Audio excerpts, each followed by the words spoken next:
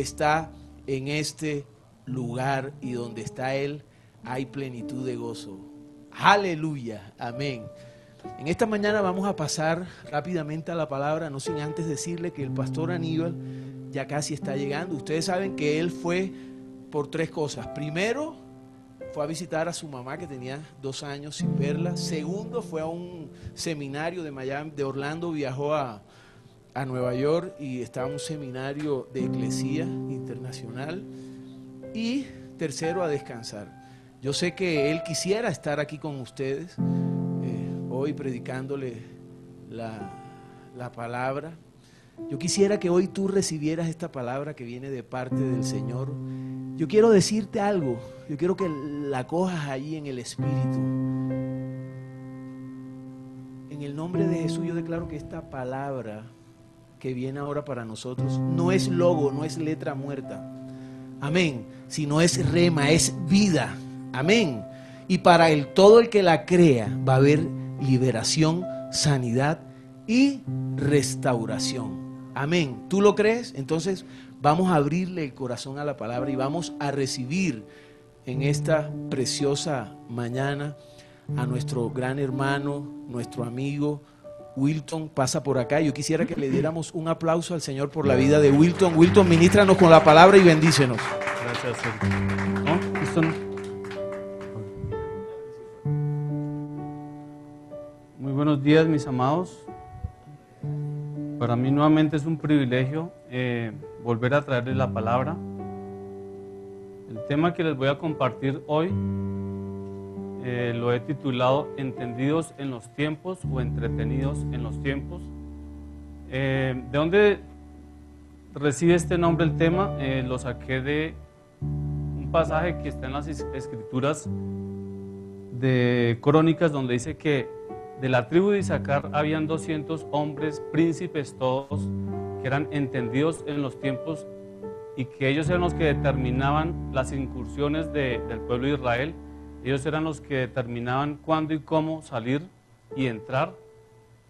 Y me fui a la original a qué se refería con ser entendido, y dice que ellos separaban las cosas en la mente, o las separaban mentalmente, las clasificaban, las discernían y las interpretaban. Yo me preguntaba para mí mismo, ¿será que sí estamos interpretando los tiempos correctamente? ¿Será que sí estamos viviendo de acuerdo a lo que la palabra nos enseña para este entonces? El Señor Jesucristo cuando, hoy vamos a hablar de acerca de los últimos tiempos, pero no es un tema escatológico, se van a dar cuenta, pero sí tiene que ver con 2 eventos. Uno de ellos es el fin del mundo y el otro la segunda venida del Señor, que ambos son caras de una misma moneda, no se pueden excluir, no son inherentes. Les decía, el Señor Jesucristo anunció antes de partir que estos 2 eventos, o mejor un evento doble, iba a suceder, y muchos líderes religiosos han tomado esta declaración para atribuirse a sí mismos el ministerio mesiánico, se han hecho llamar el Mesías. Nosotros no tenemos que buscar mucho, también tenemos nuestro gurú en el patio, en la Caracas con 64 también tenemos nuestro propio Mesías, que ya es por tercera vez se proclama, ya no es Jesús el hombre, sino ya se hace llamar Abba Padre. Primero pasó por el otro, haciendo referencia al Espíritu Santo, ya no es el otro, sino después Jesús el hombre, y ahora lo último se hace llamar Abba Padre. Pero el Señor Jesucristo nos hizo esta advertencia, y gracias a Dios por ello, que muchos falsos cristos y muchos profetas vendrían en su nombre. Yo voy a iniciar leyendo un pasaje rápidamente que está en 2 de Timoteo, que habla de esto. Capítulo 3 del versículo 1 en adelante dice así: también esto debes saber, que en los postreros días, que es lo que vamos a hablar hoy, vendrán tiempos peligrosos, porque habrán hombres amadores de sí mismos, avaros, vanagloriosos, soberbios, blasfemos, desobedientes a los padres, ingratos, impíos, sin afecto natural, implacables, calumniadores, intemperantes, crueles, aborrecedores de lo bueno, traidores, impetuosos, infatuados, amadores de los deleites más que de Dios, que tendrán apariencia de piedad, pero negarán la eficacia de ella. A estos evita. Vaya currículum de estas personas, ¿no?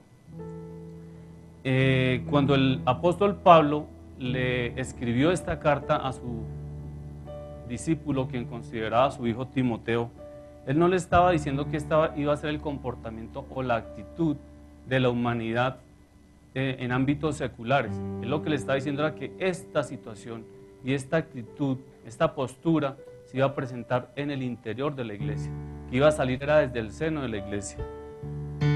Y como les decía, muchos líderes religiosos que se han atribuido el ministerio mesiánico han tomado ventaja de esto y han logrado sembrar terrorismo religioso debido a esta declaración del Señor. Pero gracias a Dios que nos dejó su palabra, que es la que nos lleva a la verdad. Y vamos rápidamente a mirar algunos versículos, 2 Tesalonicenses 2, 1 y 2. Pero con respecto a la venida de nuestro Señor Jesucristo y nuestra reunión con Él, os rogamos, hermanos, que no os dejéis mover fácilmente de vuestro modo de pensar, ni os conturbéis, ni por espíritu, ni por palabra, ni por carta como si fuera nuestra, en el sentido de que el día del Señor está cerca. Aquí dice que no nos dejemos mover de nuestro modo de pensar. Aquí el asunto no es si nos dejamos mover o no, sino si el modo de pensar es el correcto, porque pueda que nos mantengamos muy en firme y muy en pie, pero ¿será el modo de pensar en cuanto a la venida, en cuanto al fin del mundo, será el correcto?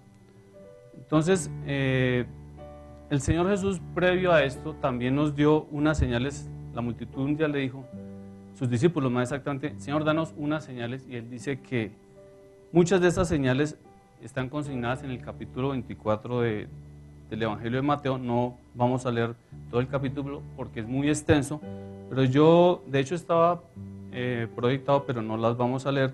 Unas de estas son, dice que vendrán muchos en mi nombre, oirán de guerras, rumores de guerras, harán pestes, terremotos, esto de forma simultánea, esto lo hemos visto. Dice que el amor perderá su esencia y su calidez al incrementarse el mal, cuando dice que a causa de la maldad el amor de muchos se enfriará. Y quiero rescatar dos señales que para mí es una sola. Dice que vendrán muchos en mi nombre diciendo yo soy el Cristo, y falsos profetas se levantarán y engañarán a muchos. Esto no es de ahorita. El Señor no había partido cuando ya un tal Teudas, que arrasó con 400, eso lo pueden encontrar en el libro de los Hechos, capítulo 5, y posteriormente un tal Judas también se autodenominaron Mesías y arrastraron consigo mucha gente. Otra señal era de que el Evangelio se iba a predicar en todo el mundo. Ustedes pueden decir, no, pero hay muchos países, por ejemplo, lo que los estudiosos han llamado la ventana 1040, que es una franja que comprende desde el oeste de África hasta el este de Asia, y desde el grado 10 hasta el grado 40 al sur del Ecuador. Lo componen 62 países a los cuales hasta hace 20 años no había penetrado el Evangelio. Cuando dice el Señor que el Evangelio será predicado, no está diciendo que todo el mundo va a ser salvo. Está diciendo que se va a predicar, que lo reciban o lo resistan, ya depende de cada quien. Pero no hay lugar donde el Evangelio no haya llegado para este día. En este entonces ya no hay excusa, todo el mundo está lleno del Evangelio. No, vuelvo y digo, no conversos, sencillamente ya se han enterado. Y entonces, como les decía, muchos han asumido esta posición mesiánica y han dicho, yo soy el Cristo. De estos personas que han pronosticado, han profetizado la venida del Señor, encuentro que ahí vamos a mirar unas estadísticas rápidamente.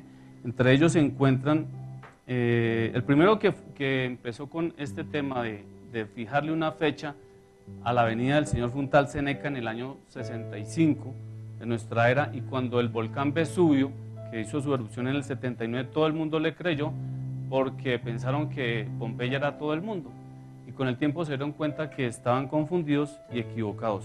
Entre estos grandes pensadores hay gente de diferentes estratos, diferentes profesiones, culturas, credos.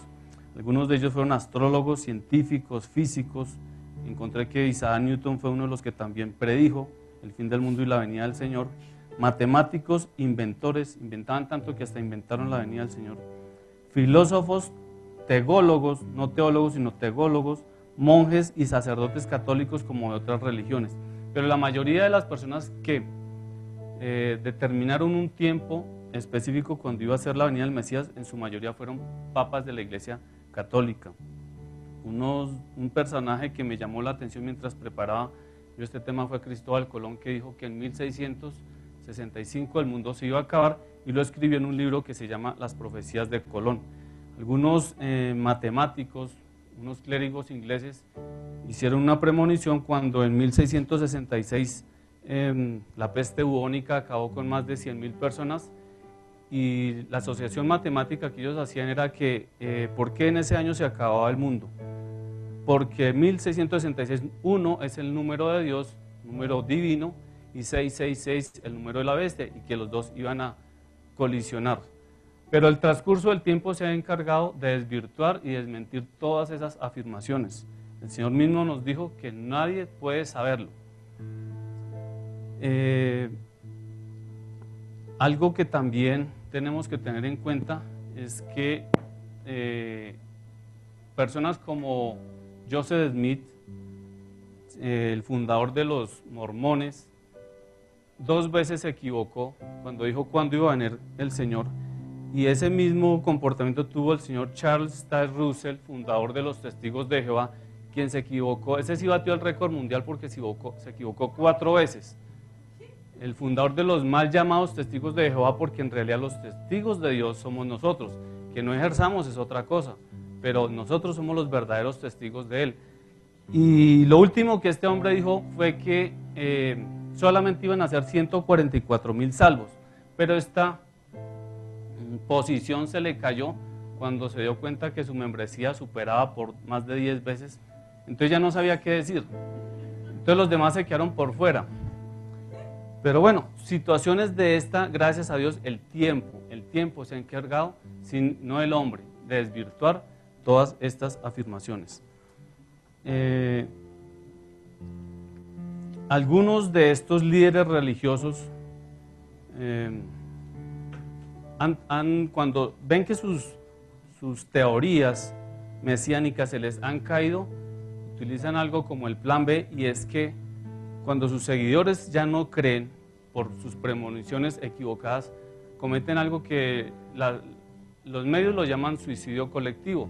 Yo veo que eso no es suicidio colectivo, sino asesinato en masa y suicidio a sí mismos, porque ellos se meten en sus búnker, en sus sedes, y matan a sus seguidores para no perder credibilidad a costo de su propia vida.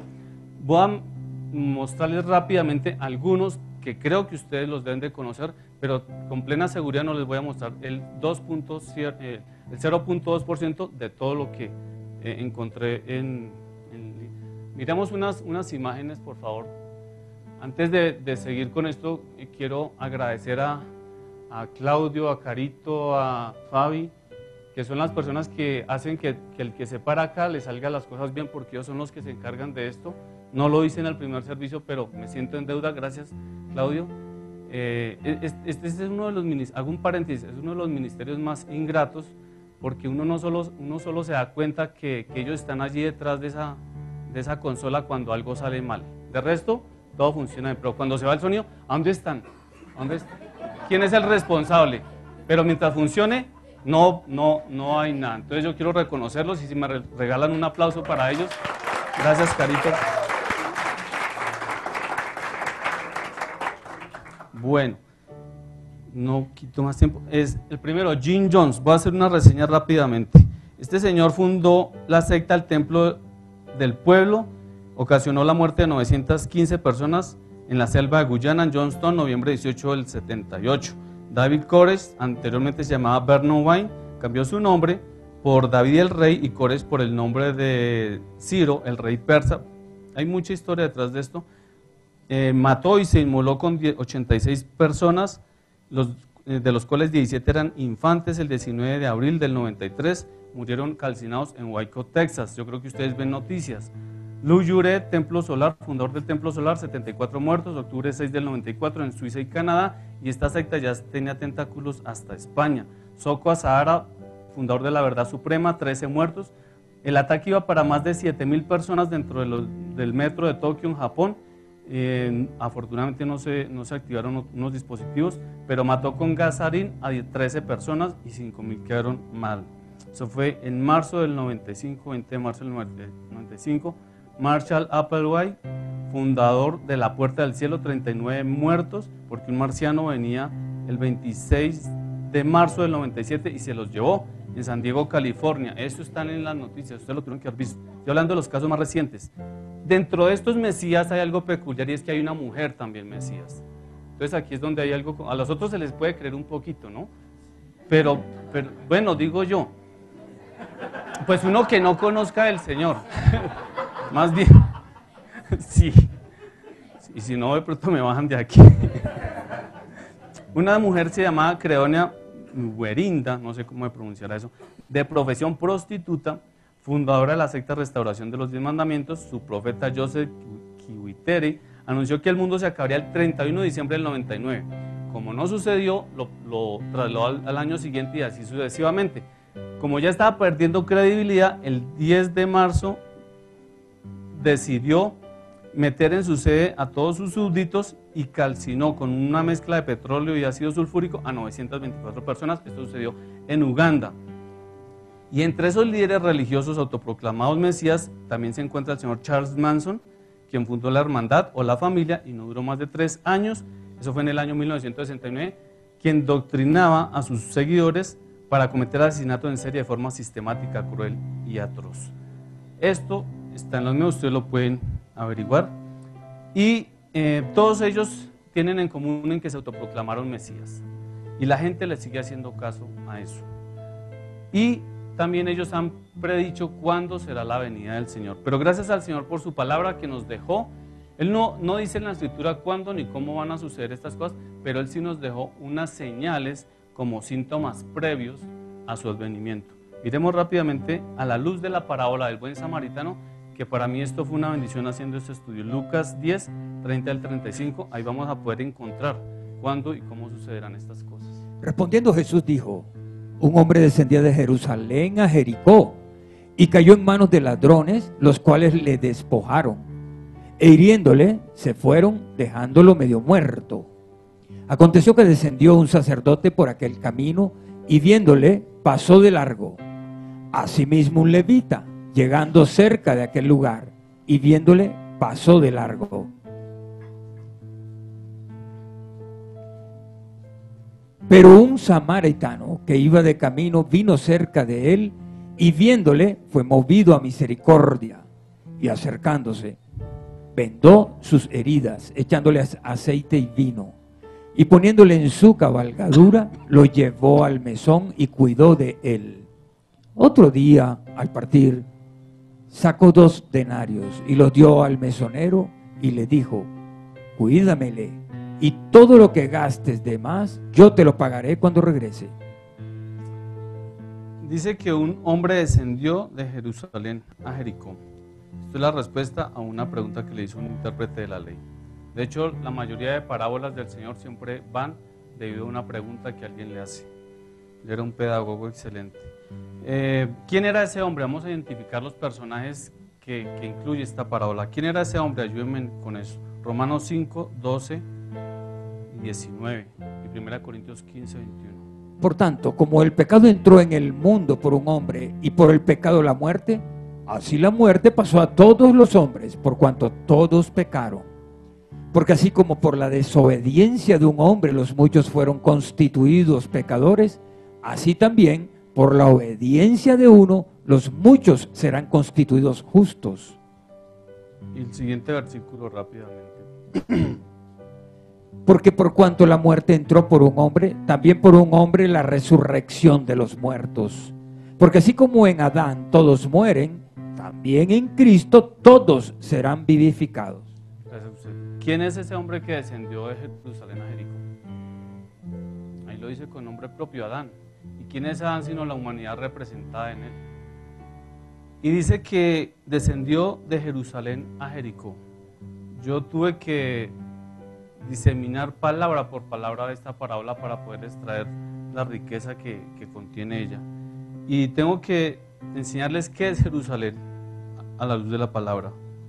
Jerusalén, voy a hacer algunas reseñas, es conocida, el Señor la llamó hablando de sí mismo, cuando Él habló acerca de los juramentos, dijo: no juren por el cielo porque es el trono de Dios, ni por la tierra porque es el estrado de sus pies, ni por Jerusalén porque es la ciudad del gran rey, hablando de sí mismo. Obviamente estaba velado porque Él no puede hablar, es mi ciudad, ¿no?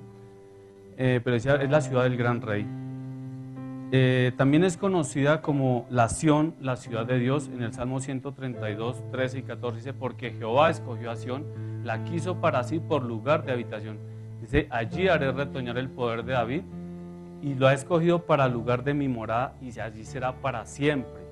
Vamos ubicándonos más o menos qué es Jerusalén. Leamos Hebreos 12, 18 y 22.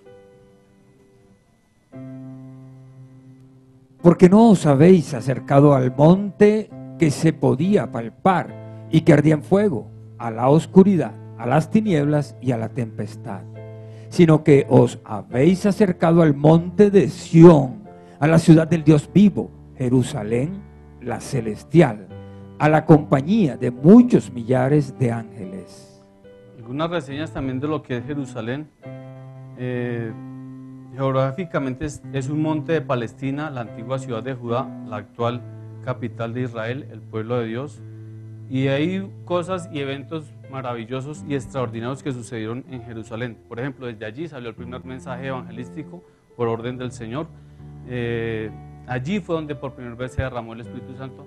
Y estadísticas, si quieren encontrarlas en el libro de los Hechos, fue todo el mover del Espíritu Santo y allí acontecieron actos maravillosos.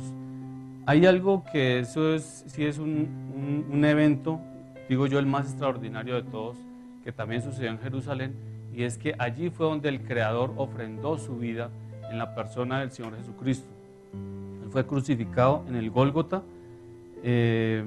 y donde también se le apareció Moisés y Elías al Señor, hablándole de lo que iba a acontecer días después. No es casualidad que el Señor Jesucristo haya sido crucificado en el monte Gólgota. El monte Gólgota cambió su nombre porque inicialmente se llamaba el monte Moriah. Y qué casualidad que el monte Moriah fue el lugar donde Abraham ofreció a Isaac 2000 años antes. Esto era una clara representación de lo que iba a suceder 2000 años después, cuando el Dios Padre iba a ofrendar a su Hijo en rescate por todos nosotros. Hay muchas cosas para hablar de Jerusalén, pero la verdad no tengo tiempo. Dice que el hombre descendió de Jerusalén a Jericó. Si ya establecimos qué es Jerusalén, veamos por último un versículo para ya concluir. Apocalipsis 21, 2 y 10. Y yo, Juan, vi la santa ciudad, la nueva Jerusalén, descender del cielo, de Dios, dispuesta como una esposa ataviada para su marido. Y me llevó en el espíritu a un monte grande y alto, y me mostró la gran ciudad santa de Jerusalén, que descendía del cielo de Dios. Dice que el hombre descendió de Jerusalén a Jericó. Si ya establecimos qué es Jerusalén, vamos a mirar qué es Jericó. Y ustedes se van a preguntar qué tiene que ver esto con la venida del Señor. Téngame paciencia y lo vamos a encontrar. ¿Qué es Jericó? Josué 3:10. Y añadió Josué: en esto conoceréis que el Dios viviente está en medio de vosotros, y que Él echará de delante de vosotros al cananeo, al eteo, al heveo, al fereceo, al gergeseo, al amorreo y al jebuseo. Todos esos feos que acaba de mencionar Gustavo, ahí dice que hay 7 naciones. En la Biblia el número 7 es número pleno o número exacto. Esto yo lo interpreto que es la plenitud del sistema babilónico en el cual Dios no reina. Eso es el mundo, es el sistema en el cual Dios no es Señor. Es el sistema que nos quiere robar la identidad de Dios. Cuando Josué pronuncia estas palabras fue antes del Jordán, cuando él iba a entrar a Jericó. Eso es Jericó. Es la representación de todo lo que se levanta contra Dios. ¿Por qué? Porque allí habitaban las 7 naciones, que es número pleno, como les dije, de los pueblos paganos que se levantaban contra el único y verdadero Dios, con sus prácticas y cultos a dioses paganos. También se le conocía como la ciudad de las palmeras. Josué, cuando lo tomó, la destruyó y maldijo a quien la reedificara, y esa maldición se cumplió cuando un hombre llamado Jehiel la quiso reconstruir. Murió su primer hijo, y cuando terminó la reconstrucción murió su hijo menor. ¿Encontramos alguna diferencia entre estos dos lugares? Bastante, no solamente su culto, su geografía, su idiosincrasia, ¿qué más? Pues su cultura. Yo veo aquí es lo que la Biblia nos enseña y lo cual nos han hablado mucho últimamente: el reino de las tinieblas y el reino de la luz. Cuando dice que el hombre descendió de Jerusalén a Jericó, que el hombre es Adán, lo que la Biblia nos enseña es que el hombre, representándonos a nosotros, pasó de una vida digna a una existencia deplorable, de una condición elevada a una condición deshonrosa, de una condición honrosa a una baja y avergonzante. Y lo más tremendo, de tener comunión con su Creador, se convirtió en el enemigo número uno. Eso ocasionó disensión. A esto Judas lo llama no guardar su dignidad y abandonar su morada. Pero dice la Escritura que este hombre cayó en manos de ladrones. Estamos identificando personaje por personaje. ¿Quiénes eran esos ladrones? Resulta que todos conocemos el ministerio de Satanás. Él vino a... Es correcto. Pero como él no es omnipresente, atributo único de Dios, no puede estar ejerciendo su misión en todos los lugares. Él se vale y usa a sus ministros, como lo reconoce la Biblia, así los llama, que son exactamente y demonios, y las circunstancias de las cuales él emplea. ¿Para qué? Para robarnos. ¿Robarnos qué?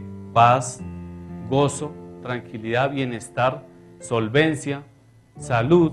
Y en su lugar, ¿qué siembra? Pues todo lo contrario: temor, dolor, ansiedad, todos los símiles que le quieran añadir a eso.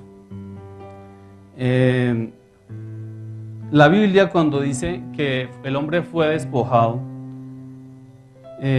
la palabra que emplea ahí, o lo que significa despojar, es quitar por la fuerza a alguien su vestido, o quitar sus vestidos de forma violenta. No se refiere tanto a los bienes, sino a una vestidura. Cuando el hombre cae, esto me dice algo muy tremendo, y es que el hombre vestía la presencia de Dios. Cuando el hombre cae, pierde dos cosas, o es desvestido de dos cosas. Una conduce a la otra, y es desvestido de la presencia de Dios, y esta conduce a la otra, que es despojado de la vida que emanaba de esa comunión y de esa relación. Fue una doble pérdida, y allí estábamos todos representados. Ahora dice que el hombre estuvo desnudo y tuvo vergüenza. ¿Acaso antes no estaba desnudo? Lo que pasa es que en la Biblia estar desnudo y estar descubierto no es lo mismo. Estar desnudo me habla de integridad, de ser diáfano, me habla de transparencia. Estar descubierto me habla de estar expuesto, estar en riesgo, estar en peligro. Y cuando el hombre se halló desnudo, se dio cuenta que estaba en peligro. ¿Y qué hizo? Lo que muchas veces hacemos nosotros: apelamos a una religión para poder presentarnos de una forma aceptable delante de Dios. Entonces él inmediatamente cose unos delantales con hojas de higuera y dice: ya estoy listo, ya me puedo presentar. Y Dios, de una manera pedagógica y sabia, más que misericordiosa, le tiene que quitar sus delantales y lo viste de pieles, dándole a entender que no es mediante una religión, por muy bien confeccionadita que él se la diseñó y le puso marquilla y qué sé yo, y Dios tiene que vestirlo, como Pablo le dice a los romanos, vestidos del Señor. Yo estoy inventando, creo que para mí fueron las pieles de un cordero. Y esto nos habla de que solamente mediante el sacrificio de la cruz podemos acercarnos a Dios. Inventemos la religión más elevada, más loable, no nos va a servir de nada. El asunto de esto es que cuando el hombre cae y sufre esta doble pérdida, desde entonces el hombre se volvió un ser sensual. Cuando hablo de sensual, no es a lo que ustedes conocen de tarararara, no, para nada. Sensual quiere decir que empezó a ser guiado por sus sentidos. ¿Por qué? Ahí nomás dice que el hombre oyó la voz de Dios que se paseaba por el huerto. ¿Y acaso no lo oyó antes? El lenguaje o la forma como el hombre se comunicaba con Dios antes de la caída era de espíritu a espíritu, no era a través de los sentidos. A partir de ese entonces dice que oyó la voz y tuvo miedo.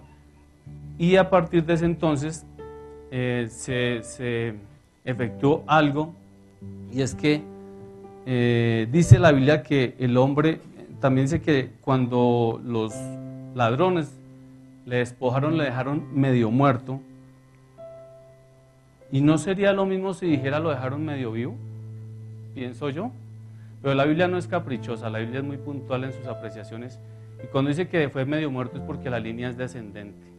Es como cuando uno recibe una herida mortal, pero sigue viviendo por un periodo de tiempo. ¿Cómo lo explico esto? El hombre dice la palabra que fue creado a imagen y semejanza de Dios. Dios es tripartito, es triuno. Padre, Hijo y Espíritu Santo. Cuando el hombre es creado a imagen y semejanza de Dios, el hombre es espíritu, alma y cuerpo. Cuando dice que quedó medio muerto, en el original es semi, y semi es la mitad. Murió solo la mitad del hombre en ese momento. La triunidad del hombre está compuesta por esas tres partes que le digo, pero está dividida en dos clases, la material e inmaterial. La material es este estuche donde residen las otras dos, este es el cuerpo, y las otras dos son espíritu y alma. En el momento en que el hombre cae, su espíritu muere. Esto ocasiona como un cortocircuito que desconecta el alma del creador, por consiguiente mueren los dos. Y este evento condena a un deterioro y a un proceso de descomposición el cuerpo hasta que se llega a la muerte física. Perdónenme que me haya extendido, pero quería explicarlo por qué dice la Biblia que el hombre quedó medio muerto. ¿Qué más dice? La buena noticia es que en el reino de Dios hay una buena y una mala noticia. La mala es que quien nazca una vez morirá dos veces, pero quien nazca dos veces morirá tan solo una. Ahora, de esta segunda muerte o estas dos muertes lo podemos entender mejor cuando el Señor Jesucristo dice, alguien le dice, Señor, deja que yo vaya y entierre a mi padre. Y el Señor le dice, deja que los muertos entierren a sus muertos. La palabra primero que se emplea es apomnescus, que es los que están en un coma espiritual. Y la segunda es necros, que ya tiene que haber de la descomposición del cuerpo. Así, a la luz de esto y teniendo esto en mente, podemos entender mejor Génesis 2:17, donde dice que de tal árbol no comeréis, porque el día que él comieres ciertamente morirás. Algunos estudiosos de la Biblia dicen que ahí dice, o sea, la intencionalidad es que el día que él comieres muriendo adquirirás la muerte. Y sí es entendible porque el hombre en el momento en que come no le dio un infarto, un yello, qué sé yo. No, él continuó, solamente que a partir de ese entonces sus días empezaron a ser contados. Con el tiempo le salieron arruguitas, canas que antes no se apreciaban en él. Y esta mañana les decía algo, suena feo, pero es la verdad. Si alguien quiere saber qué tan feo es el pecado, qué tan feo es el pecado a los ojos de Dios, así como un cuerpo sin alma, así esté conservado en formol, no existe. Si alguien quiere saber qué tan feo es el pecado delante de Dios, dése una vuelta por la morgue. Y así nos ve Dios. Así mismo el alma, si no tiene al que dijo yo soy la vida, se ve igual. Solamente que nosotros nos perfumamos, nos bañamos y nos ponemos muy presentables. Por otra parte, la Biblia nos enseña que la muerte, que es una consecuencia o el fruto, un resultado del pecado, no es como una enfermedad contagiosa, es algo hereditario, es como un VIH que todos los que nacemos somos portadores de él. Decía David en el Salmo 51:5, he aquí en maldad he sido formado y en pecado me concibió mi madre. Él no está hablando de una relación incestuosa o promiscuidad, él está hablando de esencia, está hablando es de naturaleza. Y por eso leíamos que dice que en Adán todos mueren. Pero dice que el hombre cayó en manos de ladrones y lo dejaron medio muerto y todo el asunto, pero viene un sacerdote que desciende también y se acerca a él. No dice que no se percató de la situación del hombre, sino que se acercó y no pudo hacer nada. ¿Quién es ese sacerdote? Ya hablamos bastante de ello. Ellos ejemplifican y representan toda religión, por muy digna, por muy elevada que sea, no nos puede ayudar. Los sacerdotes, por decir algo, eran los encargados de enseñar, de hacer cumplir la ley, oficiaban como intercesores delante de Dios, incluyéndose a sí mismos, gobernaban al pueblo, y un día aparece el Hijo de Dios y les dice algo fuerte, ¿no? Hipócritas, guías ciegos. ¿Por qué? Porque no entraban al reino de los cielos y a los que quieren hacerlo se lo impedían. La religión siempre va a impedir que tengamos esa relación con el Dios del cielo. Siempre, por buena que sea, por muy bien presentada que sea, siempre nos va a impedir. La religión es como ese bozal que se le pone a un perro rabioso y para poderlo sacar. Mientras tenga el bozal, él está controlado. Pero quítenle al hombre ese bozal y uno potencialmente es capaz de hacer de todo. La religión también es el esfuerzo humano del hombre por acercarse a Dios, en tanto que la vida en Cristo es el esfuerzo de Dios por acercarse al hombre. Vaya diferencia. ¿Qué más dice? Lo que la Biblia, al presentar esto, lo que nos dice es que ninguna ley, y vamos a leer rápidamente Gálatas 2:16 y Romanos 3:20, ninguna ley, ningún código de ética, ni ninguna religión nos puede hacer aceptos delante de Dios. Sabiendo que el hombre no es justificado por las obras de la ley, sino por la fe de Jesucristo, nosotros también hemos creído en Jesucristo para ser justificados por la fe de Cristo y no por las obras de la ley, por cuanto por las obras de la ley nadie será justificado. Ya que por las obras de la ley ningún ser humano será justificado delante de él, porque por medio de la ley es el conocimiento del pecado. Las palabras que más se repiten aquí es no puede, no puede, no puede. Sencillamente el hombre está castrado espiritualmente, perdónenme la expresión, para acercarse a Dios, no está facultado. Dice que también se acercó un levita y viéndole pasó de largo, lo mismo que el sacerdote. Entonces vamos a identificar quiénes eran esos levitas rápidamente. Pues no voy a mirar todas las estadísticas, pero tenían a cargo el mobiliario del templo, es decir, solo ellos tenían acceso a las cosas santas, practicaban disciplinas de autonegación según su consagración, no eran contados dentro del pueblo, pues Dios los llamó su heredad y su propiedad. Y una de las estadísticas que me llamó mucho la atención, solo esta tribu está autorizada por parte de Dios para bendecir al pueblo. Acuérdense que decía que el levita tenía que pararse y decir Dios te bendiga y te guarde y todo el asunto, alce sobre ti su rostro. Y ellos están autorizados para maldecir a las naciones enemigas. Esto no es otra cosa que la iglesia antiguo testamentaria, es decir, nosotros estamos representados en ese levita. Pero entonces, si el sacerdote no lo puede auxiliar al hombre y el levita tampoco, esto también nos dice que nosotros, la iglesia, no salvamos a la gente. Para algunos se nos puede estar cayendo alguna, qué sé yo, algún castillo de naipes, pero no, la verdad es que la Biblia enseña que el único que salva es Él. ¿Cómo debemos de fungir nosotros? Sí, la Biblia dice que somos el pueblo de Dios, Pedro explica eso, somos ese levita, llamados para anunciar las virtudes del que nos llamó de las tinieblas a la luz. ¿Cómo debemos de fungir nosotros? Somos como esos paramédicos que en un accidente atienden a la persona en necesidad, al accidentado en cuestión. ¿Y qué hacen? Lo primero que hacen es estabilizarlo, pero ellos no pueden hacer más de ahí y ya remitirlo al médico, que es la persona idónea, la persona capaz, empoderada para levantar a esta persona. Nosotros también tenemos que fungir de esa forma. Vuelvo y les digo, no salvamos a nadie. Tenemos que atender la necesidad de los demás y conectarlos con el Creador para que Él, a manera de ese galeno, pueda penetrar con su espíritu a manera de escalpelo y pueda hacer una operación desde el interior del hombre que se evidencie en su exterior. Solamente Él tiene el poder y la autoridad para penetrar en el interior de la persona. ¿Para qué digo esto? Porque muchas veces nosotros pretendemos y nos desgastamos llevar a la gente a los pies del Señor, a que le entreguen su vida, diciéndoles que tienen que quitar los cuadros de la casa, las velas, a los jóvenes que se quiten el arete, que esos jeans rotos, eso no es de Dios. Y eso, estamos siendo más religiosos que ellos.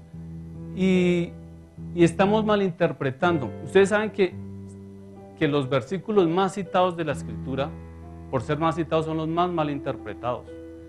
Algo que se conoce como la Gran Comisión, que el título no es original y el que se lo quiera cambiar no agrede a la doctrina, no agrede a la palabra.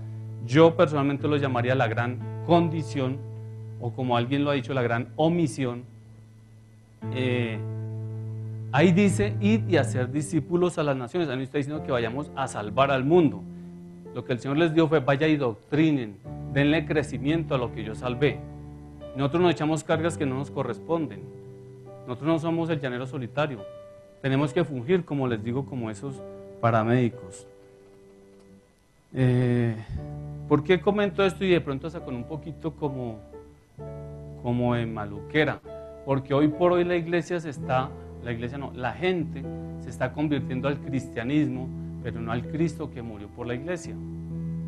Hoy las iglesias son clubes donde usted a cuál pertenece. Ah, no, la mía somos 25,000. Y entonces sí, estamos pasando de estatus. Y hoy por hoy también la gente se está convirtiendo a las iglesias, que supuestamente a la luz de la palabra es el cuerpo de Cristo, pero su cabeza no es el Señor, su cabeza es un hombre, y se vive y se practica lo que se practicó y se vivió en la iglesia de Corinto. Yo soy de Pablo, yo de Apolos, yo de Cefas, entonces yo de César, yo de Ricardo, y la gente grita, amén, amén. Como dice Guiomar, el que lo entendió, lo entendió. Y es lamentable que muchos líderes están llevándose, como dicen, en los cachos a la iglesia por la que el Señor murió. Bueno, continúa diciendo que se acercó un samaritano y vendó sus heridas. ¿Y cómo las vendó? Que les echó aceite y vino. En la Biblia el aceite tiene muchos usos, pero tiene dos representaciones. Una de ellas es el Espíritu Santo. Me estoy adelantando. En la antigüedad se ungía a los reyes, a los sacerdotes con aceite. Eso ustedes lo van a encontrar cuando Saúl, David, Aarón. Y en el Nuevo Testamento, ¿cómo se unge? Veamos rápidamente el siguiente versículo. ¿Cómo Dios ungió con el Espíritu Santo y con poder a Jesús de Nazaret? Y cómo éste anduvo haciendo bienes y sanando a todos los oprimidos por el diablo, porque Dios estaba con él. Dice que Dios ungió con el Espíritu Santo. Algo que se me pasa es que dice que el samaritano se acercó y fue movido a misericordia. En la Biblia la palabra misericordia y compasión se escriben de la misma forma. Y lo que significa es asumir la miseria de otro de tal forma que sus vísceras se contraigan. Cuando dice la palabra que el Señor miró las multitudes como ovejas sin pastor y tuvo compasión, lo que dice literalmente es que sus entrañas se le conmovieron. Y a eso Pablo lo llama el amor entrañable. Y dice que le echó aceite y vino. Entonces ahora estamos mirando que en el Nuevo Testamento se unge con el Espíritu Santo. Veamos rápidamente otras dos citas que nos hablan de eso. Primera de Juan 2, 20, 27. Pero vosotros tenéis la unción del Santo y conocéis todas las cosas. Pero la unción que vosotros recibisteis de Él permanece en vosotros y no tenéis necesidad de que nadie os enseñe. Así como la unción misma os enseña todas las cosas y es verdadera y no es mentira, según ella os ha enseñado, permaneced en Él. Aquí hay algo tremendo, dice que la unción misma nos enseña todas las cosas. ¿Esa unción de quién nos habla? Del Espíritu Santo. Y dice algo que yo no lo he podido asimilar, dice, y no tenéis necesidad de que nadie os enseñe. Si esto es cierto, yo no debería estar acá, porque todos tenemos acceso a su presencia. Y lo que no sabemos, los que nos paramos acá, ustedes están en la obligación, no en el derecho de saberlo. También dice que le echó en sus heridas no solo aceite, sino otra cosa, vino. ¿De qué nos habla el vino en la Escritura? Veamos 1 Juan 1:7. Pero si andamos en luz, como Él está en luz, tenemos comunión unos con otros, y la sangre de Jesucristo, su Hijo, nos limpia de todo pecado. Y la sangre de Jesucristo nos limpia de todo pecado. En la antigüedad, el vino era usado como un elemento de asepsia, e incluso en la actualidad, eso era en la antigüedad, en la actualidad también algunas culturas lo emplean de esa forma, y el vino entre más fermentado es más aséptico. Esto nos habla de la limpieza del poder de la sangre. Yo lamento cuando muchas personas creo que es por ignorancia que lo hacen, no los juzgo por eso, pero si uno tiene la oportunidad de ser consecuente con la palabra, yo lamento cuando algunas personas dicen yo unjo mi casa con la sangre de Cristo, o yo pongo la sangre de Cristo sobre mi carro, incluso sobre las familias. La verdad, esto no tiene sustento bíblico. Para lo único que sirve, y no digo para lo único que sirve como limitándola, sino más bien exclusivamente para lo que se debe emplear, la sangre de Cristo es para limpiarnos de nuestros pecados, no para que nos vaya bien. Algunos lo utilizamos como fetiche. Yo me curo con la sangre de Cristo. Voy a ir a presentar una hoja de vida y yo me curo con la sangre de Cristo. Eso no es un contra, eso no es un talismán, hay que guardar reverencia por eso. Y debemos de ser cuidadosos cuando lo empleamos de esa forma. La Biblia es muy puntual al decir para qué es la sangre de Cristo. Entonces este es nuestro aséptico divino, y hay un versículo que esto es también de qué nos habla. El vino en un rito, en uno de los ritos levíticos, Levítico 23:13, dice que se ofrendaba vino y harina de trigo, y esto no es otra cosa que a la luz de lo que dice Hebreos, que Jesucristo se presentó una vez y para siempre, no con sangre extraña, sino con su propia sangre, para obtener eterna redención. Él ofrendó ese vino que representaba la sangre. Veamos los tres ingredientes en un versículo, Salmo 104:15. Y el vino que alegra el corazón del hombre, el aceite que hace brillar el rostro, y el pan que sustenta la vida del hombre. Dice que el vino alegra el corazón del hombre. Les hacía un comentario, el vino es tipología de gozo en la Biblia, ustedes lo pueden encontrar en una concordancia exhaustiva, habla muchas veces del gozo que produce el vino. Y algunos dicen que como nosotros, el gozo del Señor es nuestra fortaleza, entonces empinamos el codo, nos valemos de esos textos, o algunos dicen que como el vino también se utiliza para sanar las heridas, entonces cuando nos hieren el alma, entonces vamos a ahogar las penas en un bar, cosa que no es como lo aplica aquí la Escritura. Bueno, continúa diciendo que lo puso en su cabalgadura y lo llevó al mesón. Solo el vino es la sangre de Cristo es la que nos puede limpiar y quitar la infección del pecado. Dice que lo llevó al mesón. ¿Qué es un mesón? ¿Qué es la cabalgadura? La cabalgadura tenía dos connotaciones. Una era la bestia en que se montaba, la otra la silla de montar. ¿Cuál es la posición actual del Señor? Miremos rápidamente Hebreos 10:12. Pero Cristo, habiendo ofrecido una vez para siempre un solo sacrificio por los pecados, se ha sentado a la diestra de Dios. Se ha sentado a la diestra de Dios. ¿Y a qué se refiere cuando dice que puso a este hombre en su cabalgadura? Miremoslos a la luz de Efesios 2, del 4 al 6. Pero Dios, que es rico en misericordia, por su gran amor con que nos amó, aun estando nosotros muertos en pecados, nos dio vida juntamente con Cristo. Por gracia sois salvos. Y juntamente con Él nos resucitó, y asimismo nos hizo sentar en los lugares celestiales con Cristo Jesús. A eso se refiere cuando dice nos montó en su cabalgadura, nos hizo sentar en lugares celestiales. También dice que lo llevó al mesón. Esto es consecuente con lo que enseña Colosenses, que dice que Cristo nos ha trasladado de la potestad de las tinieblas y nos ha trasladado al reino de su amado Hijo.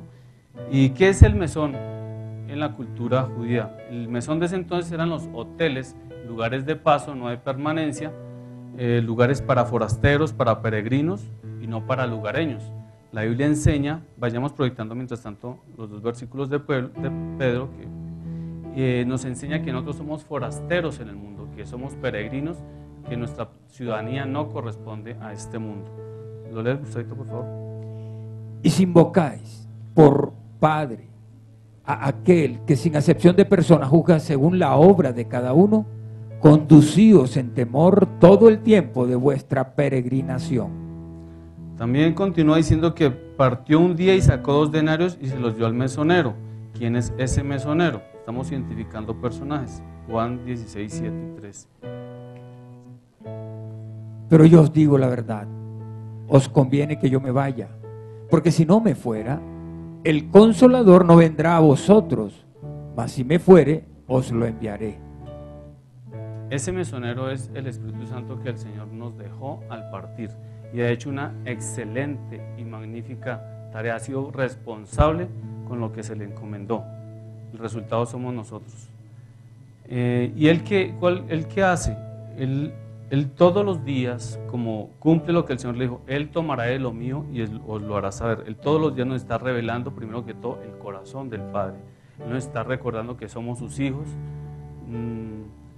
nos está llevando esa intimidad constantemente, como lo dice Romanos 8, 14 al 6. Por favor, Gustavito. Porque todos los que son guiados por el Espíritu de Dios, estos son hijos de Dios. Pues no habéis recibido el espíritu de esclavitud para estar otra vez en temor, sino que habéis recibido el espíritu de adopción, por el cual clamamos, Abba, Padre. El Espíritu mismo da testimonio a nuestro espíritu de que somos hijos de Dios.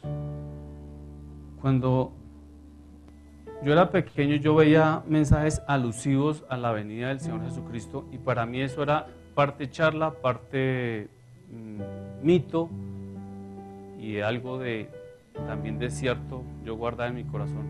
Y decía muchas veces cuando uno iba a viajar en carretera, arrepiéntete, Cristo viene. Y en los parques la gente pintaba eso, que ya no es muy común. Ya el evangelio ya no habla, no tiene que ver para nada con la venida, y quizás por eso estamos tan relajados. Nos estamos tomando unas vacaciones, y yo me acuerdo que yo pensaba, esto es puro terrorismo religioso, esto es como pánico espiritual. Cuando le entrego mi vida al Señor, o mejor, cuando le devuelvo mi vida al que me la dio, entiendo que su advenimiento no era un juego, que había que tomarlo muy en serio, y que Él lo prometió y lo va a cumplir. Y esta actitud mía de tener en descrédito esa afirmación de la venida del Señor, no era una actitud mía solamente, o de este tiempo. Esto se venía presentando desde el momento en que Él hizo esa declaración, que un día Él volvería. Por eso fue que el Espíritu Santo inspiró a Pedro para que escribiera lo siguiente. Vamos a leer 2 de Pedro 3, leamos el 3, 4, 8 y 10. Sabiendo primero esto, que en los postreros días vendrán burladores, andando según sus propias concupiscencias y diciendo, ¿dónde está la promesa de su advenimiento? Porque desde el día en que los padres durmieron, todas las cosas permanecen así como desde el principio de la creación. Estos ignoran voluntariamente que en el tiempo antiguo fueron hechos por la palabra de Dios los cielos y también la tierra, que proviene del agua y por el agua subsiste, por lo cual el mundo de entonces pereció anegado en agua, pero los cielos y la tierra que existen ahora están reservados por la misma palabra, guardados para él, fuego en día del juicio y de la perdición de los hombres impíos. Mas, oh amados, no ignoréis esto, que para con el Señor un día es como 1000 años y 1000 años como un día. El Señor no retarda su promesa, según algunos la tienen por tardanza, sino que es paciente para con nosotros, no queriendo que ninguno perezca, sino que todos procedan al arrepentimiento. Pero el día del Señor vendrá como ladrón en la noche, en el cual los cielos pasarán con gran estruendo y los elementos ardiendo serán deshechos, y la tierra y las obras que en ella hay serán quemadas. En el versículo 8, el apóstol está citando el Salmo 94, donde dice que para Dios 1000 años es como un día y viceversa. Dice que le dejó 2 denarios al mesonero. Ya identificamos quién es el mesonero, quién es el hombre que descendió, quién era el sacerdote, el levita. Y esto es la almendra de todo el mensaje. Un denario en la escritura, ¿qué es? Es el salario de un día. De viene la palabra diario. Cuando dice que le dejó 2 denarios, ¿por qué no le dejó 1? ¿O por qué no le dejó 3? Si para el Señor 1000 años es como un día, le dejó sustento o manutención del hombre de 2000 años. Mis amados, hace 2000 años se nos fue el hermoso samaritano. Hace 2000 años se nos fue ese divino samaritano que nos encargó en manos del Espíritu Santo. Yo no vengo a sembrar terrorismo religioso, ni tampoco voy a determinar una fecha cuando Él va a venir, porque entonces yo pasaría a engrosar la lista de los personajes que les mencioné. Sí, ya estaría yo también, me falta se busca. Lo que sí es que seamos consecuentes con los tiempos. Algo que me llama la atención es que también dice, y si gastas de más, te lo pagaré cuando Él venga. Para mí, hermanos, ya se jugaron los 90 minutos. Estamos en tiempo extra. Estamos a expensas del árbitro celestial. Y yo pienso que deberíamos de no jugar con esto. O sea, como dijo Lutero, si Él tardara 1000 años más en venir, hoy sembraría un árbol. Pero si supiera que vendría mañana, viviría como si tardara 1000 años. Entonces, seamos consecuentes con esto. El Señor emplea esta parábola en respuesta a una solicitud que le hizo el intérprete. Dinos cómo se puede obtener la vida eterna. Y él narra la parábola. Al final le dice, ¿quién de los 3 te parece que fue el que es el samaritano, el prójimo del hombre que cayó en las manos de los ladrones? Este hombre, a manera orgullosa, porque no pudo pronunciar la palabra samaritano, dice, creo que el que usó de misericordia con él. Y el Señor, acto seguido, le dice, ve y haz tú lo mismo. Esto yo creo que es imperativo para todos nosotros. Mis amados, en la calle hay muertos que no han fallecido. Tenemos que asumir esa posición. Vuelvo y repito, no desde la óptica que somos los salvadores del mundo. Fungamos como esos paramédicos, dispuestos y prestos a la orden de nuestro amado Señor. Y vamos a hacer, ahí sí con conocimiento, a lo que la Biblia llama la Gran Comisión. Quiero terminar con una palabra que era muy común en los tiempos de Pablo, y era como un santo y seña que se hablaban los miembros de la iglesia naciente en el libro de Hechos, y ellos se saludaban y se despedían con una palabra que es Maranata. Algunos de ustedes creo que saben qué significa eso, y eso es Cristo viene. Cuando Él dice Cristo viene, la intencionalidad no es la que nosotros entendemos, que Él va a venir algún día. Lo que está diciendo ahí es Cristo está aquí con nosotros. Se los voy a poner como un ejemplo. Como Eric nos comentó, el pastor Aníbal no está en Colombia, está cumpliendo algunas obligaciones con su familia en los Estados Unidos. Sabemos, creo dentro de 8 días lo vamos a tener. Por consiguiente no ha venido. Pero cuando Él llegue al aeropuerto, podemos decir, ya llegó, pero no está aquí. Solamente depende de un medio de transporte para que digamos ya está aquí. Entonces cuando esté en el aeropuerto vamos a decir ya llegó, mas no está con nosotros. Cuando los apóstoles y la iglesia primitiva se despedía y se saludaba de esta forma, ellos decían Cristo ha llegado, Cristo ha llegado. Y no es casualidad que 3 veces, que cuando el Señor repite 3 veces algo en la escritura, es como párenme bolas. Él dijo, he aquí yo vengo pronto, he aquí yo vengo en breve. Y 3 veces lo menciona en el último libro de la Biblia, que es el Apocalipsis. Nuestra respuesta a esa declaración debe ser consecuente con lo que dice la la Escritura. Sí, ven, Señor Jesús. Somos de los que lo esperamos, como dice Pablo, que dice que aguardamos la esperanza y bienaventurada manifestación gloriosa de nuestro gran Dios y Salvador, o somos como lo que dice el apóstol Juan, que tendremos que alejarnos avergonzados cuando Él venga. Cada quien decide qué posición va a asumir desde ahorita. Lo que tú hagas con Él en este entonces determinará lo que Él haga contigo en la eternidad. Pongámonos de pie, mis hermanos.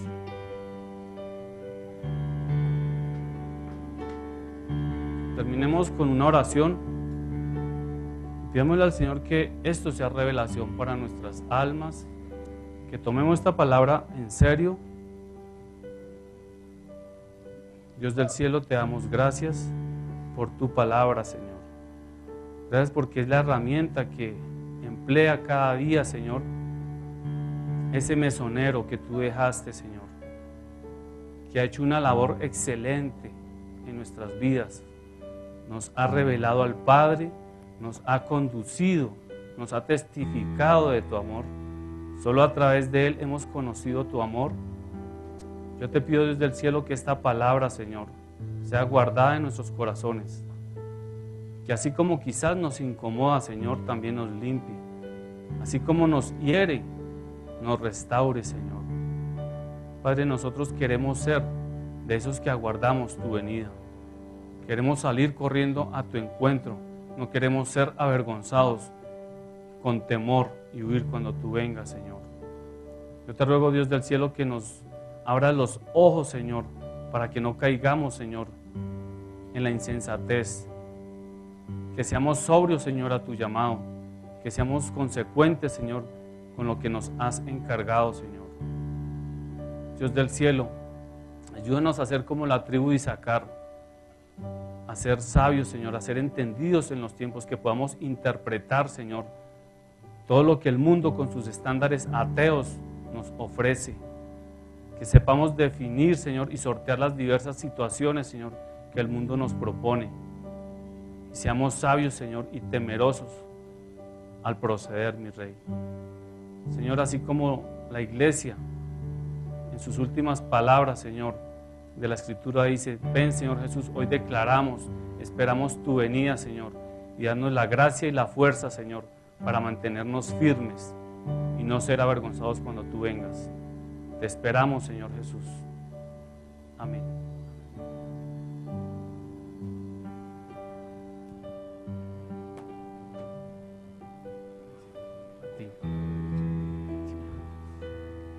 Iglesia, si nos puedes acompañar 3 minutitos más, puedes sentarte. Wilton, muchas gracias por tu palabra. Qué bueno que podamos decir, o seamos meseros y no cocineros de la palabra. Amén. Gracias por esa exposición de esa escritura, Wilton. Qué palabra poderosa. La pregunta es: ¿entendidos o entretenidos con los tiempos? La responsabilidad que tenemos como hijos de Dios, como cristianos, como creyentes, es estar pendiente del prójimo, y el prójimo es el próximo. Amén. Es importante su alma. Cuando ves a alguien abatido allí, corriendo de un lado para otro, háblale de Cristo.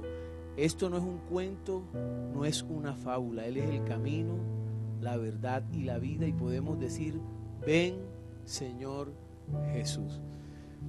Tengo 2 puntos para decirles. Primero que todo, tenemos un anuncio más. Y segundo, al frente de ti están los sobres. Si quieres sembrar en el reino, esta es una buena tierra, lo puedes hacer con confianza. Y tenemos a Tatiana acá. Sí.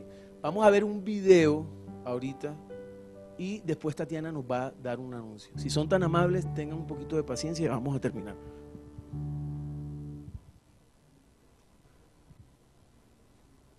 Victory Dance presenta el tiempo que estabas esperando. Retiro de danza y adoración, un nuevo corazón para adorar. Con la participación especial de Pastores José Aníbal y Carolina Rivera. Iglesia Vida Extrema. Pastora Consuelo Castiblanco. Iglesia Cristiana El Corazón del Padre. Desde Miami, Karen Vélez, danzarina y coreógrafa. Edgar y Betty Patiño. Ministerio Adorarte. Iglesia La Casa. Anthony y Maricel Giraldo, profesionales en ballet. Natalia Giraldo, actriz experta en expresión corporal. Desde Santa Marta, Pastor César Fontalvo, Centro Bíblico Internacional Emanuel. Y Tatiana Cayón, Victory Dance. Participación especial de Piso Arriba. 10 y 11 de noviembre en el Hotel Estelar La Fontana 5 Estrellas, todo incluido en Bogotá, Colombia. Preventas hasta el 30 de octubre. Para mayor información, teléfonos 315-362-5009 y 300-325-2226.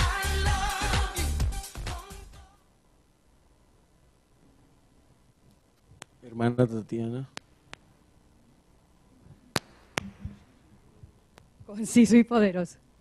Buenos días, iglesia. Gracias nuevamente por la palabra. Fue de mucha bendición para mi vida, de verdad que yo estuve mucho tiempo distraída. Ahora estoy orientada en un propósito que Dios me ha dado. Este es el resultado de mucho tiempo de oración.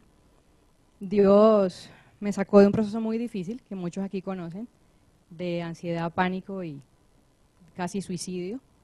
Él tenía otro plan para mí y me habló sobre un propósito.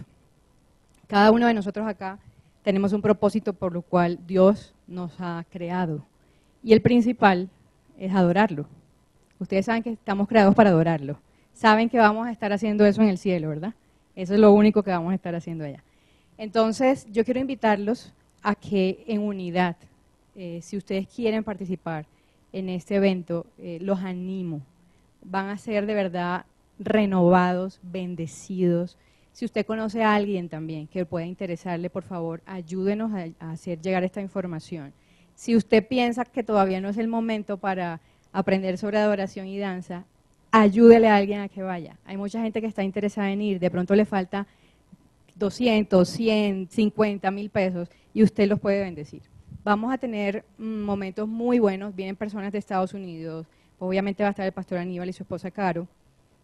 Todas las personas que vienen van a enseñar cosas sobre danzas, pero principalmente van a dar vida.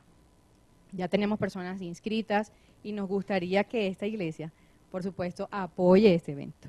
Este evento no es mío ni para mí. Dios lo ha preparado minuciosamente. Las personas que estamos trabajando en esto nos hemos dado cuenta que Dios ha hecho cosas increíbles para que este tiempo nosotros podamos disfrutarlo y gozarnos. Cualquier información adicional, aquí voy a estar para ayudarles. Gracias, de verdad. Espero en Dios que esta iglesia nos apoye y podamos realizar el evento con éxito. Muchas gracias. Hermano, de ese aplauso bien fuerte ahí. Yo sé que usted tiene hambre, hermano, pero ya casi va a salir a degustar un delicioso almuerzo por la misericordia y la gracia de Dios. Amén. Amén, aleluya. No estoy manipulando el almuerzo. Yo quiero decirte como segundo anuncio, aquí un miembro de la iglesia se llama Hans Varela, no sé cuántos lo conocen, y él tiene un curso que lo acogimos en nuestra iglesia de liderazgo que se llama Siguiendo el Manual, Viviendo los Principios.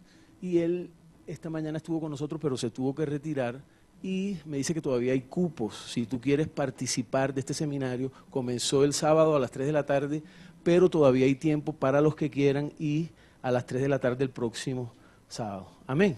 Yo ahora quiero que te coloques en pie y quiero informarte algo como familia. Esta semana un miembro de la iglesia murió. Su espíritu, yo lo creo porque él confesó al Señor como su Señor y Salvador. Yo creo que está en la presencia de Dios. Esa es nuestra fe. Amén. Y su hermano Andrés, ustedes lo conocen, él a veces nos ha acompañado en la batería. Él es el dueño de esta industria y él es el que nos alquila este salón. Bueno, y estuvimos acompañando a Marcos allí en el sepelio y en el cementerio. Y su familia estuvo muy angustiada, sobre todo su madre. Bueno, ustedes saben que es perder un hijo, eso no es fácil. Pero la palabra del Señor nos dice que estemos gozosos con los que están gozosos, pero también dice que fortalezcamos en oración a los que están tristes y estén viviendo un momento doloroso. Amén. Entonces yo quiero que te tomes de la mano como familia unida en Cristo, con el que tienes a tu lado, y vamos a orar. Amén. Vamos a orarle al Señor y a despedirnos. Padre de la gloria, te damos gracias, Señor. Tú eres el dador de la vida. Señor, tuya es la muerte y tuya es la vida. Señor, no se mueve la hoja de un árbol, Señor, sino es por tu voluntad, Dios Todopoderoso y Eterno. Te decimos hoy, Papito Dios, te amamos, te bendecimos, te damos gracias por la familia Neva, Señor. Bendecimos a Andrés, Dios Todopoderoso y Eterno. Sabemos que él es un hombre de Dios. Padre Santo, bendecimos a Jackie, a la esposa de Marcos, Señor, a su hija Tamar, Dios Todopoderoso. Hoy la bendecimos con toda bendición de lo alto y bendecimos, Dios Todopoderoso y Eterno, esta preciosa familia. Te pedimos que tú les tengas en el hueco de tu mano, Dios de la gloria, que los fortalezcas, Espíritu Santo de Dios, en este tiempo y que los consueles. Ahora soltamos esa unción de sanidad sobre ellos, esa unción de paz, de esa paz que solamente tú sabes dar, Señor Jesús, porque tú eres el príncipe de la paz y declaramos tu palabra, Señor, que ni la muerte ni la vida nos podrá separar de ti, Dios Todopoderoso y Eterno. Gracias, Señor, por este tiempo, gracias por esta palabra, gracias porque podemos decir que en ti somos más que vencedores, porque si tú estás con nosotros, ¿quién contra nosotros, Señor? Porque más grande es el que está en nosotros que el que está en el mundo, Señor. Gracias porque solamente tú tienes palabras de vida eterna. Gracias porque te llevaste todos nuestros pecados en la cruz del Calvario.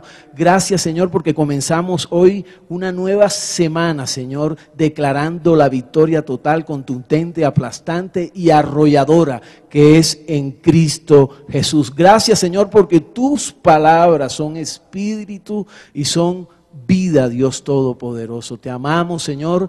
Te bendecimos, iglesia, te amo, te bendigo y ves en bendición con el Señor. Amén. Dale un aplauso al Señor y vete en el gozo del Señor fortalecido.